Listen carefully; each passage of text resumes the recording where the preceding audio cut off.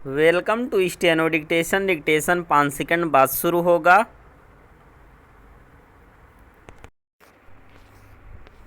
Start. यह शुभ संकेत है कि एक देश एक चुनाव संबंधी रिपोर्ट शीघ्र ही कैबिनेट के समक्ष रखी जा सकती है। इसका अर्थ है कि मोदी सरकार गठबंधन सरकार का नेतृत्व करने के बाद भी अपने अन्य एजेंडों के साथ एक साथ चुनाव कराने के अपने एजेंडे को लेकर भी गंभीर है।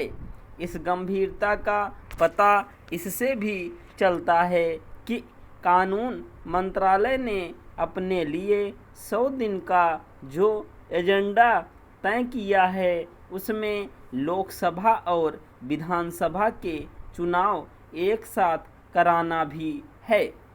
कानून मंत्री ने अपने इस एजेंडे को पूरा करने की प्रतिबद्धता जताते हुए यह आशा व्यक्त की थी कि सहयोगी दल भी इस पहल का समर्थन करेंगे, चूँकि आंध्र प्रदेश में विधानसभा और लोकसभा के चुनाव एक साथ ही होते चले आ रहे हैं।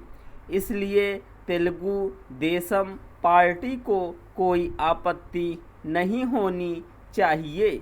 इसी तरह अन्य सहयोगी दलों और विशेष रूप से जनता दल यूं से भी इस पहल को समर्थन मिलने की उम्मीद है। इसका कारण कुछ माह पहले जनता दल यूं के नेताओं की पूर्व राष्ट्रपति रामनाथ कोविंद से हुई मुलाकात है। इस मुलाकात में इस दल के नेताओं ने एक साथ चुनाव के विचार का समर्थन किया था। ज्ञात हो कि रामनाथ कोविंद की अध्यक्षता वाली समिति ने एक साथ चुनाव के विषय पर विचार करने के उपरांत अपनी रिपोर्ट राष्ट्रपति को सौंप दी है। एक तथ्य यह भी है कि विगत में बिहार के मुख्यमंत्री नीतीश कुमार भी एक साथ चुनाव की पहल का समर्थन कर चुके हैं।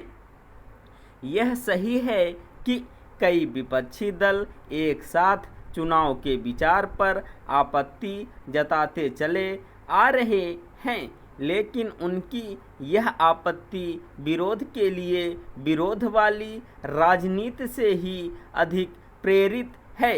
वे इस पर ध्यान देने के लिए जानबूझकर तैयार नहीं कि लोकसभा के साथ विधानसभा चुनाव कराने से सभी दलों के राजनीतिक एवं आर्थिक हित साधेंगे और राष्ट्रीय संसाधनों पर बोझ भी कम होगा।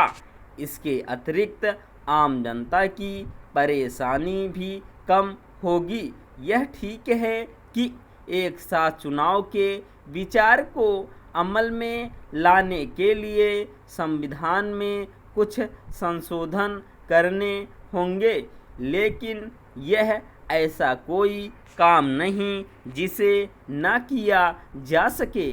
उचित यह होगा कि जो दल एक साथ चुनाव के विचार का विरोध कर रहे हैं वे दलगत राजनीति से ऊपर उठें और राष्ट्रीय हितों की चिंता करें। उन्हें ऐसा इसलिए करना चाहिए क्योंकि 1967 तक लोकसभा और विधानसभा के चुनाव एक साथ ही होते थे। विपक्षी दलों की ओर से दिए जा रहे इन तर्कों का कोई मूल्य महत्व नहीं कि एक साथ चुनाव कराना लोकतंत्र एवं संविधान की भावना के प्रतिकूल है और इससे राष्ट्रीय दलों को अधिक लाभ मिलेगा। हाल के विधानसभा और लोकसभा चुनाव में तेलुगु देशम पार्टी को आंध्र प्रदेश में मिली सफलता यही बताती है कि यह एक थोथा तर्क है। स्टॉप।